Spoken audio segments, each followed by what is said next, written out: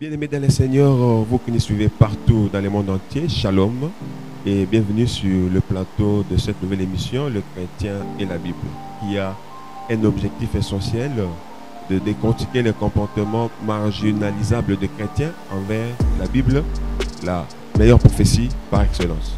Et dans ce nouveau numéro, nous avons le plaisir de recevoir pour vous un homme de Dieu à qui nous demandons de se présenter pour que les internautes qui nous suivent le connaissent mieux. Shalom, Merci. papa. Shalom Papa Richard, merci. C'est une surprise agréable, je ne m'y attendais pas ce jour. Vraiment. Nous sommes là pour parler de la Bible. Ouais. Mais avant de parler de la Bible, je me présente. C'est Papa François Mukendi, le serviteur moindre de tous. Il est président de Papa. Il est le berger des enfants de l'école de l'excellence Ecodim à l'ECJ. Merci. Je salue Maman Régine, notre apporte de loin. Que le Seigneur lui bénisse et qu'elle soit en bonne santé. De cette occasion, je salue tous les serviteurs de l'ECJ à travers le monde. Je vous salue. Que le Seigneur que vous servez vous aime, vous donne tout ce dont vous avez besoin dans vos familles et dans vos églises respectives. Merci. Merci beaucoup, papa. Vous comprenez que papa vient de l'église ECJ, qui veut dire Église de Christ Jésus, située à Kasavubu, à Kinshasa, sur l'avenue Guémena, numéro 20. Bien, papa, nous sommes là dans le cadre de notre émission, Le Chrétien et la Bible. Il y a deux grands termes qui nous tiquent déjà. Si vous pouvez les expliciter, le chrétien et la Bible. Merci beaucoup, Papa Richard. Vraiment, c'est très profond. Les chrétiens combattant jusqu'à la mort. Les chrétiens, d'abord, il y en a à travers le monde. Dans plusieurs communautés, il y a des chrétiens. Mais qui est vrai chrétien? C'est ça la question que nous nous posons. Ouais. Le vrai chrétien, c'est celui qui a accepté Jésus-Christ comme le Seigneur et Sauveur personnel. Wow. Baptisé, affermi par les enseignements. Et dans les champs du Seigneur, il a une mission primordiale. Ouais. Et cette mission nous concerne nous tous. Et nous trouverons cette mission dans l'Évangile selon Matthieu, 28e chapitre, verset 19 jusqu'à 20. C'est ça notre mission. Que vous soyez bishop, que vous soyez évêque, que vous soyez apôtre, que vous soyez évangéliste, que vous soyez qui que ce soit au sein d'une église, Fidèle. les membres, les fidèles, Voilà. tous les serviteurs, nous avons une seule mission. Si nous allons rater cette mission, nous ne sommes pas les chrétiens. C'est d'entrer dans le champ du Seigneur. Si Papa Richard peut nous lire, ne fût-ce que quelques mots de la Bible dans 28, Matthieu Oui. 19 jusqu'à 20. Matthieu 28, 19 à 20. nous lisons au nom du Seigneur Jésus. Amen. Allez, faites de toutes les nations des disciples, les baptisant au nom du Père, du Fils et du Saint-Esprit, et enseignez-leur à observer tout ce que je vous ai prescrit. Et voici, je suis avec vous tous les jours jusqu'à la fin du monde. Alléluia. Amen. C'est une grande bénédiction Oui. si tu es chrétien. On nous dit d'aller dans le champ du Seigneur pour chercher les disciples pour le Seigneur. Il y a beaucoup de païens qui traînent, en commençant par Jérusalem, qui est notre entourage de tous les jours. Oui. Là où nous habitons, dans nos foyers, dans nos services, ainsi de suite. Il y a beaucoup de ces gens-là qui ne connaissent pas le Seigneur. Nous avons ce devoir d'aller vers eux. D'aller vers eux pour qu'ils acceptent le Seigneur Jésus-Christ comme le Seigneur et Sauveur personnel. Voilà. Pour qu'ils soient sauvés. Voilà notre mission.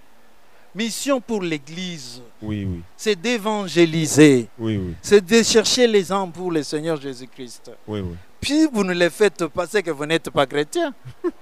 Puisque Donc- nous avons des chrétiens qui se disent chrétiens, mais par les noms, Ouais. qui sont à l'église, mais non baptisés, non affermis, non enseignés, mais ils se disent chrétiens. Merci, papa. Donc, par là, nous pouvons retenir avec ceux qui nous suivent que est chrétien, tout celui qui a reçu Jésus-Christ comme Seigneur et Sauveur personnel Bien sûr. et qui a une mission, selon Matthieu 28, 19 à 20. Ok. Voilà. La Bible, papa. La Bible, j'aime bien quand on parle de la Bible. La Bible n'est pas un livre ordinaire, comme tous les livres écrits par les hommes. Et quand vous lisez les livres des hommes, vous trouvez les références d'autres livres, d'autres personnes, pour appuyer ce qu'ils ont écrit. Mais ce n'est pas la même chose avec la Bible. La Bible, c'est la pensée des créateurs divins. C'est sa pensée. Et il a souverainement choisi des hommes pour transmettre fidèlement sa parole. Et ces gens-là étaient à peu près 40 qui étaient comme écrivains de la Bible. Voilà. Donc, nous pouvons se retenir que la Bible, c'est la pensée de Dieu. C'est Amen. la parole de Dieu. Amen. Voilà. Gloire à Dieu. Mais nous allons nous atteler un tout petit peu sur la Bible. Parce qu'on a compris qui est chrétien, quelle est la mission du chrétien. Maintenant, la Bible. Parce que nous allons parler du comportement de ces chrétiens vis-à-vis de la parole de Dieu qui est la Bible. La Bible a combien de parties? La Bible contient combien de livres? Oui, papa, nous voulons un peu que vous puissiez expliciter. Merci beaucoup, papa. Oui. La Bible comme telle, c'est la pensée de Dieu, qui a deux grandes parties. La première partie, c'est l'Ancien Testament. Et la deuxième partie, c'est le Nouveau Testament. L'Ancien Testament contient 39 livres. Et le Nouveau Testament en contient que 27. Oui. Si nous faisons la sommation des 39 plus 27, nous avons 66 livres qui composent la Bible. Oui. Dans l'Ancien Testament, c'était la tradition en hébreu et dans les nouveaux en grec. Nous avons 5 livres écrits par Moïse qu'on appelle les Pentateuques. Nous avons 12 livres historiques. Nous avons 5 livres poétiques et nous avons 17 livres historiques et prophétiques. Ouais. Et quand nous venons dans le Nouveau Testament, nous avons 4 évangiles. Évangile selon Matthieu, Marc, Luc et Jean.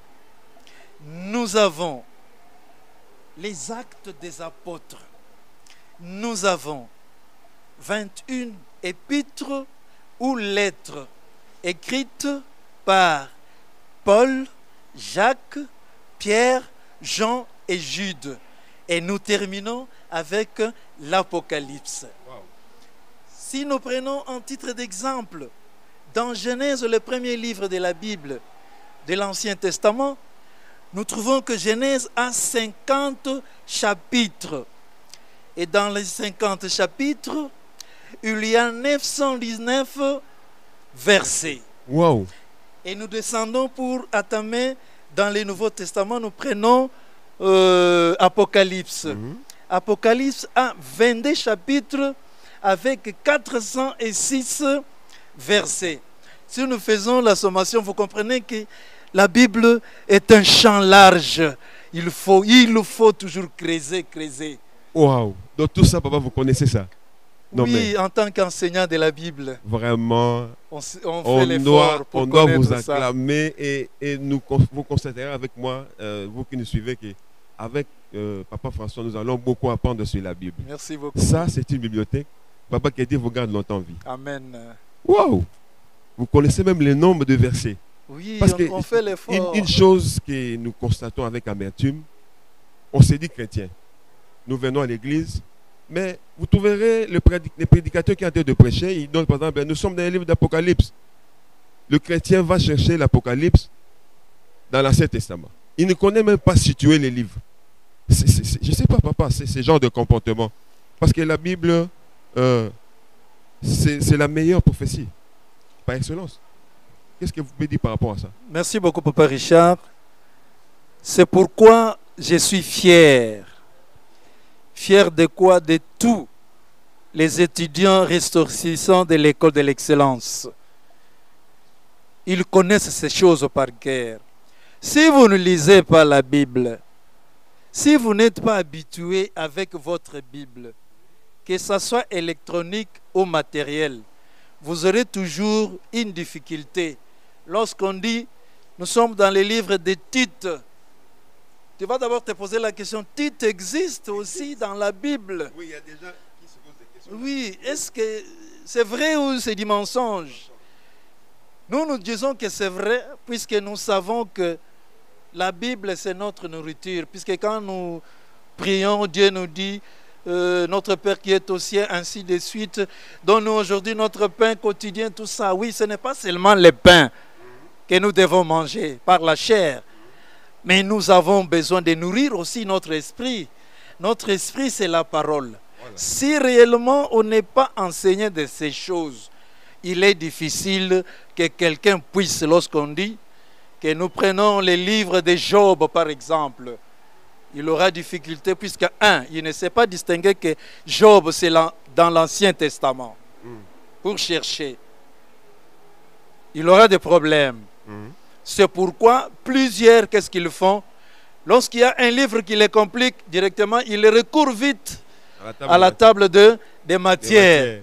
Entre-temps, on est en train de lire, lui est en train de chercher. Après, il va poser la question. Après, il va poser la question à son voisin. C'est quoi? Donc, c'est ça aussi un problème. Nous devons lire la Bible tous les jours. On n'a pas dit de lire la Bible en entière tous les jours. Non, vous pouvez lire la Bible même 5 années, 6 années, sans terminer la Bible. Oui. C'est ça le problème que nous avons. Oui, oui. C'est pourquoi il est nécessaire de lire la Bible, livre par livre, lentement et doucement, chaque jour ou pas, et vous trouverez que lorsque à l'église, les prédicateurs se mettent, ils disent ouvrons tel livre, et vous n'aurez pas de difficulté à retrouver la Bible, les livres sur votre Bible. C'est ça le problème. Oui, merci papa. Donc, vous qui nous suivez, vous comprenez que nous devons attacher une importance à la parole de Dieu. Papa, la Bible, meilleure prophétie par excellence, Josué 1:8, qu'est-ce que ça vous dit? Oui. Là, c'est très clair.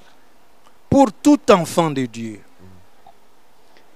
que ce livre de la loi ne s'éloigne point de ta bouche. Médite-les jour et nuit. Mais, quelle grande bénédiction. Là, il y a du succès dans nos entreprises. Mais si vous ne lisez pas la Bible, si vous ne connaissez pas Josué 1, Josué 1, verset 8, mais vous allez toujours vous plaindre. Nous pouvons lire. Nous pouvons lire. Josué 1, nous sommes au verset 8.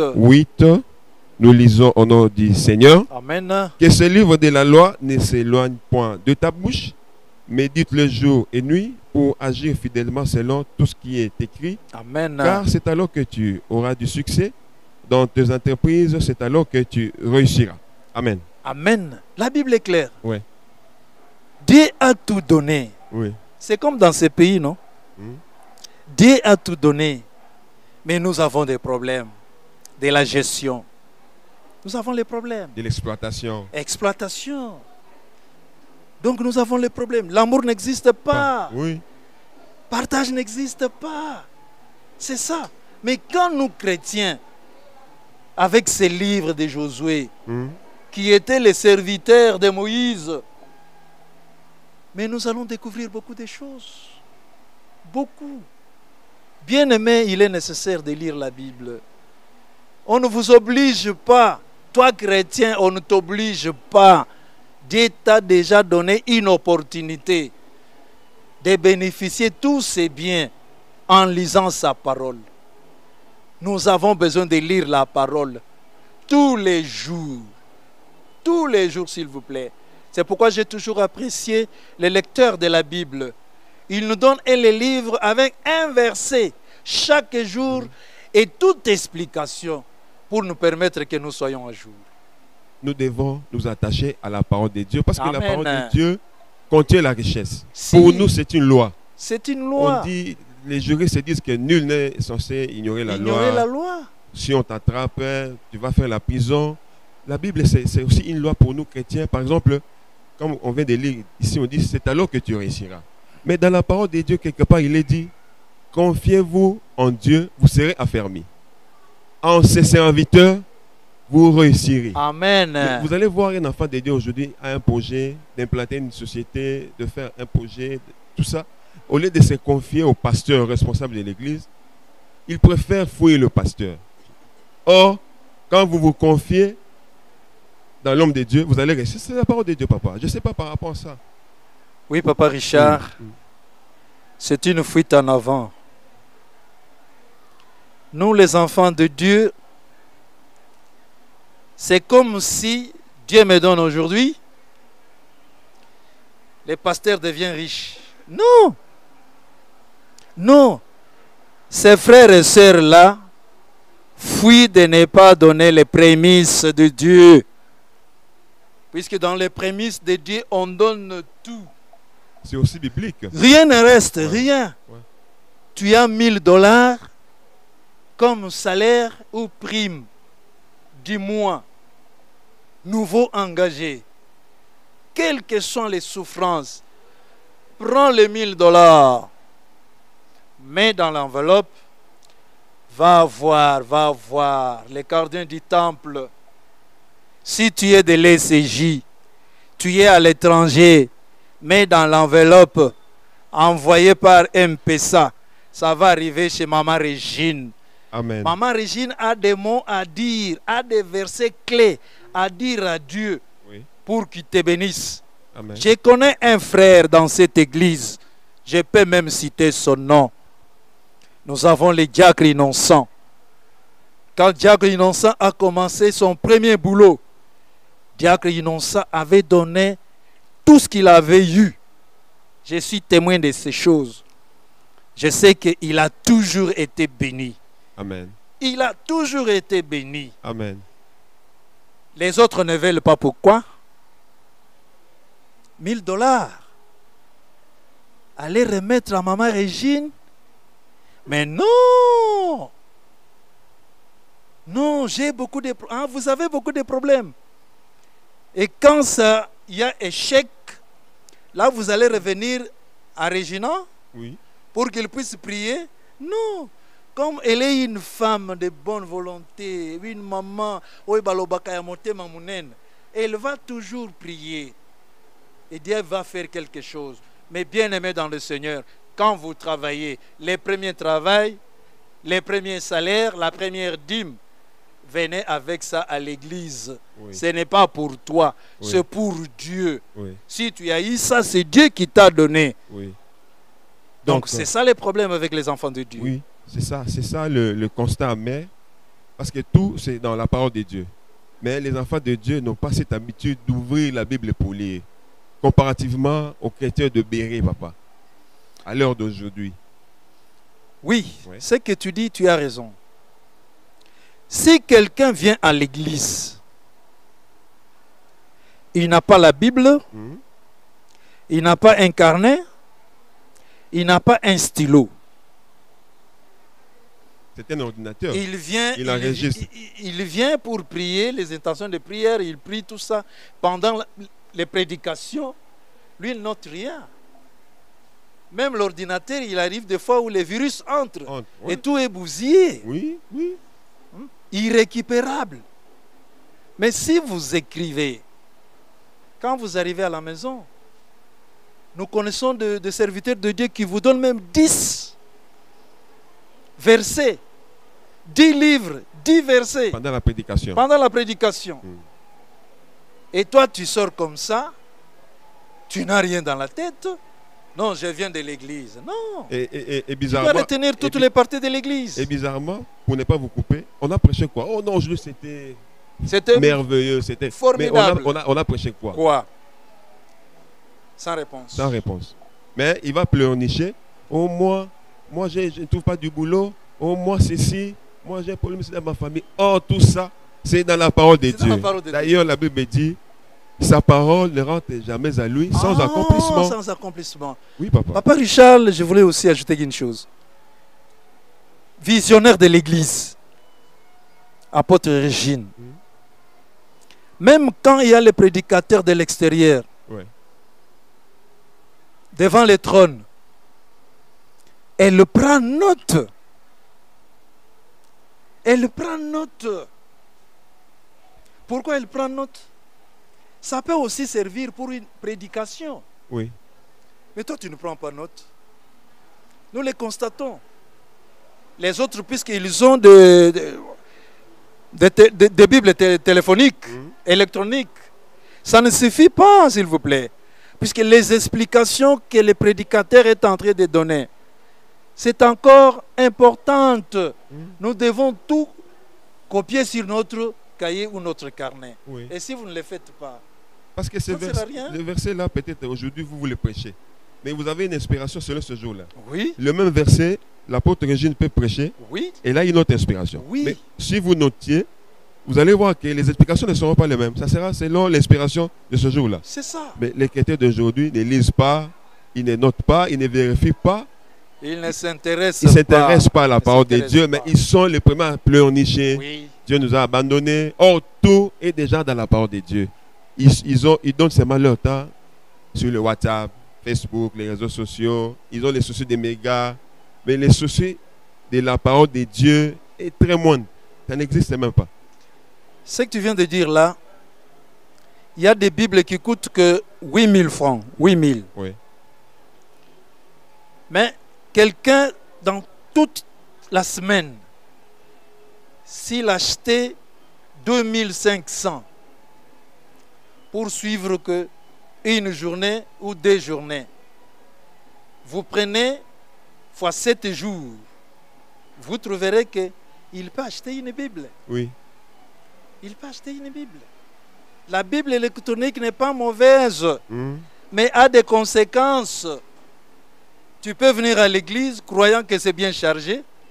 Tu arrives là-bas, tu ouvres, déchargé. Déchargé. Qu'est-ce que tu vas faire, mon ami?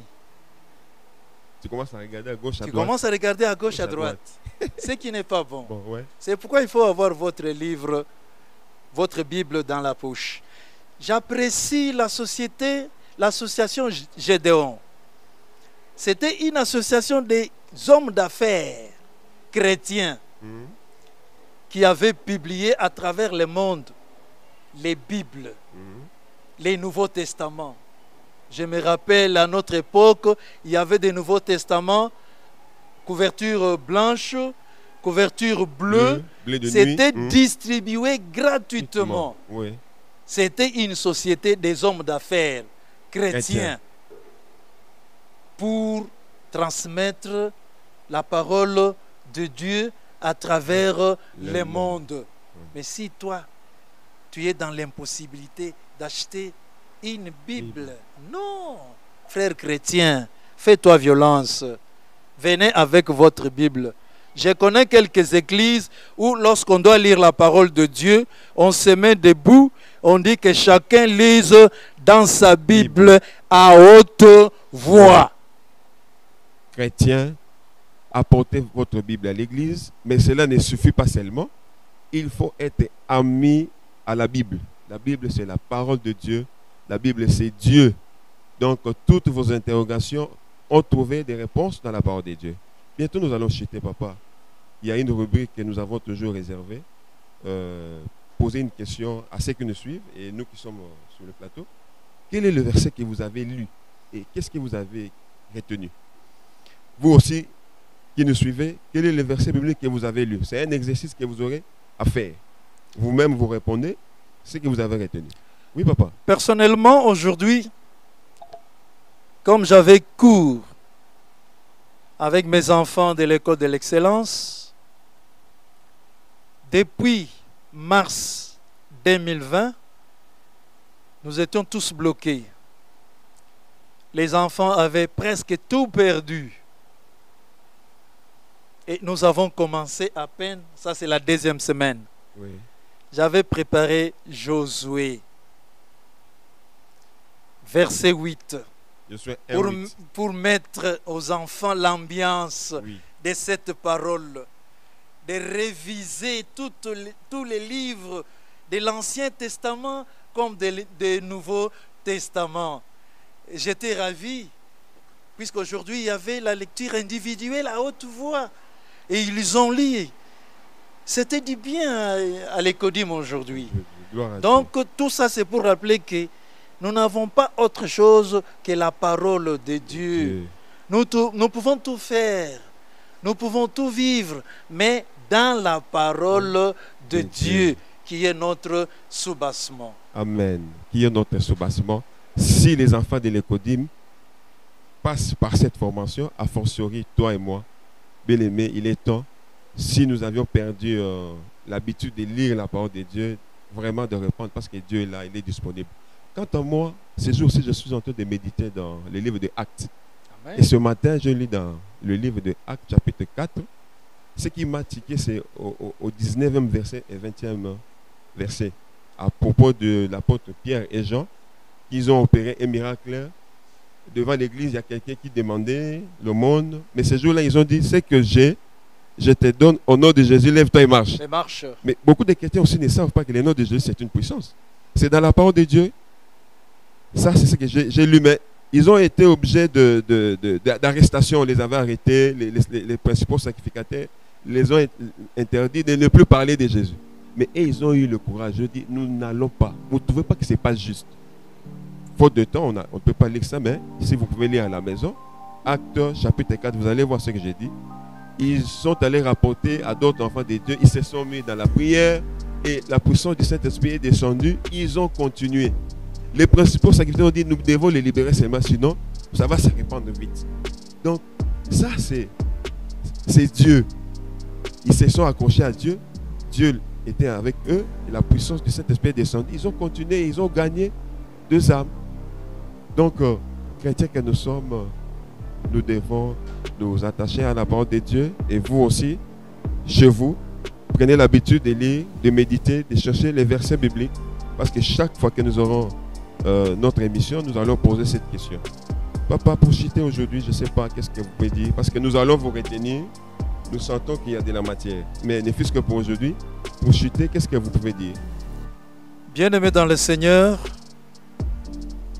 soyons fiers d'être chrétiens. Mais les vrais chrétiens et non les chrétiens par les noms. Amen. La Bible nous éduque, la Bible nous instruit, Amen. la Bible nous corrige. La Bible est pour nous la vie. La vie se trouve dans la Bible. Mais nous pouvons être ennemis du péché, puisque Dieu que nous servons aime le pécheur, mais n'aime pas les péchés. Ceux qui n'ont pas l'habitude de lire la Bible, bien-aimés dans le Seigneur, c'est un devoir. Je sais que c'est dur avec tout ce que vous avez comme occupation, mais lire un verset par jour, c'est très bénéfique pour un chrétien. Que mon Dieu vous bénisse et bien des bonnes choses. Merci papa, vraiment nous avons été bénis, vous qui nous avez suivis partout dans le monde entier, je crois qu'aujourd'hui vous avez compris, c'est juste le tout premier numéro, il y en aura plusieurs sur le chrétien et la Bible, nous aurons beaucoup d'invités, mais nous vous promettons que prochainement nous serons encore avec papa François. Voilà, nous disons merci à l'équipe technique qui nous a accompagnés, nous voyons les cordons Glody, nous voyons le frère Léon derrière la caméra, nous voyons le frère Gaël derrière la caméra, le frère Isaac au son, les frères Glody aussi à la prise de vue. Donc, bien aimé, que Dieu vous bénisse. Suivez cette émission désormais dans votre agenda. Notez, c'est chaque jeudi à 20h sur votre chaîne YouTube ECG TV. Je crois que vous ne serez pas déçus. Dieu va vous bénir. Merci, merci. Merci, Papa François. Merci, À la Papa prochaine. Richard. C'est à toi que je remercie.